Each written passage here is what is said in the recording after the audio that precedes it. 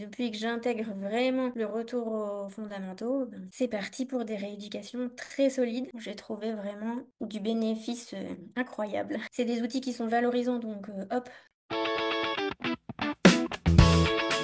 Moi, je suis Florine Le Caminaire, j'ai enseigné 15 ans en réseau d'éducation prioritaire avec des enfants vraiment en difficulté. Et j'ai fondé récemment le Pouce qui bouge pour pouvoir accompagner justement individuellement sur les fondamentaux en apprentissage. D'abord avec un axe de graphothérapie et après j'ai découvert les outils de rééducation qui me servent du coup tous les jours dans les séances que je mène, soit de graphothérapie, soit j'ai gardé une partie de remédiation et de cours particuliers en français. Alors mon projet c'était d'offrir un accompagnement encore plus solide aux familles que je reçois. Je voyais bien qu'en graphothérapie, il manquait tous les fondamentaux en fait. Je pouvais mener une belle rééducation et que après, avec les classes qui augmentent, la vitesse d'écriture, l'écriture pouvait repartir un peu de travers ou de nouveau des difficultés. Et alors que depuis que j'intègre vraiment le retour aux fondamentaux, c'est parti pour des rééducations très solides. C'est des outils qui sont valorisants, donc hop, ça fait un peu oublier le côté plus scolaire du cours de français ou de la rééducation de l'écriture avec crayon et feuilles. Ça redonne du plaisir vraiment à ces apprentissages et ça développe tout le potentiel. J'adore les premières activités de la rééducation, celles qui permettent de poser l'état des lieux. Ça permet vraiment de cibler où sont les difficultés, de donner tout de suite des pistes de remédiation très concrètes. Dès la première rencontre en fait avec les apprenants, les outils de rééducation sont pertinents. Et puis après, à chaque séance, soit de français, soit de grapho, j'intègre une activité ou plusieurs d'un des trois parcours de la rééducation. Je vois tout de suite les bénéfices, ne serait-ce que dans les supports proposés. Le matériel est vraiment très abordable malgré les blocages et du coup, moi, ça me permet de faire une connexion tout de suite très confiante avec l'enfant. Il a envie de rentrer dedans, il se sent à l'aise de faire l'activité parce que l'outil qu'il a dans les mains, l'objet est vraiment abordable, vraiment à son niveau. Après, une fois que l'activité est faite, tout le monde a envie d'y retourner parce que les parents qui sont là, moi et l'apprenant, a vu sa progression juste au fil de l'activité. Donc c'est vraiment des supports très très très précieux, très concrets et qui agissent sur tout ce qu'on voit pas en fait. Parce que l'écriture, on voit les lettres à la fin.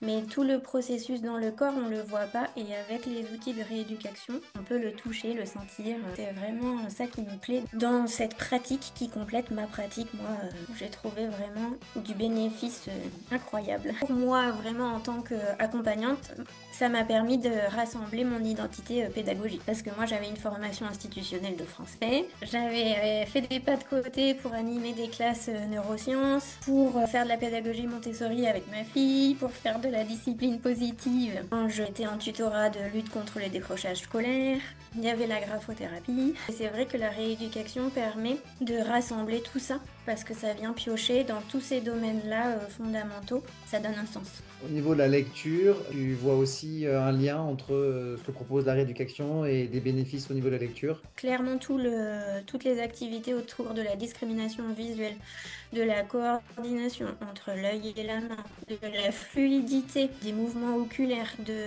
la segmentation même, c'est les yeux qu'on va muscler alors que le corps va pouvoir rester plus tranquille. Il y a vraiment une fluence après qui s'installe auprès des enfants. Ça c'est pour la partie déchiffrage, mais après forcément toute la partie compréhension aussi, accès au texte, comprendre le mot, comprendre le sens de la phrase. Ça se met en place aussi très rapidement avec les outils de rééducation et après c'est facile d'aller dans les livres. Oui, c'est sûr.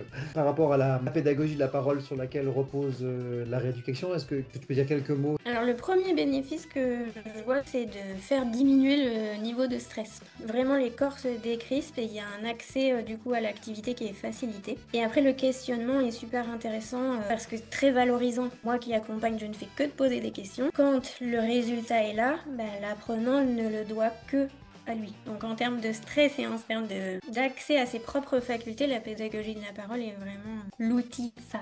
Est-ce que tu as un témoignage à donner éventuellement? L'activité ensuite, avec la première partie du 8 couché. Pour un petit garçon qui n'arrivait pas à comprendre le sens des lettres rondes, il partait dans tous les sens, il n'était pas dans son corps. C'est vrai que de repasser avec juste le doigt sur le circuit, avoir le contact en bois, l'avoir en main, ça a été révélateur pour lui, pour vraiment le sens de la lettre ronde. C'était waouh. En CE1, et tous les enseignants, les parents, tous ceux qui l'avaient, n'arrivaient pas à lui faire le sens, et le fait qu'il y ait le circuit en bois avec vraiment que son doigt en contact avec le bois, ça a imprimé le mouvement vraiment à l'intérieur de son corps et c'était intégré après. Juste après ça, j'ai même pas fait sur le tableau, rien du tout. Il a pris son crayon et c'était tout de suite. Tu avais fait des activités avant ça? Le parcours 1, justement d'intégration de perception sensorielle. Et le matériel est vraiment net, propre, joli. C'est hyper important. Et est-ce que tu fais un lien entre les fonctions exécutives et la rééducation? Ne serait-ce que sur Tactimo, par exemple, il y a besoin de flexibilité cognitive. La mémoire de travail, pareil, elle est là dans chaque activité, donc ça travaille sur les compétences exécutives dès même la première activité des 18.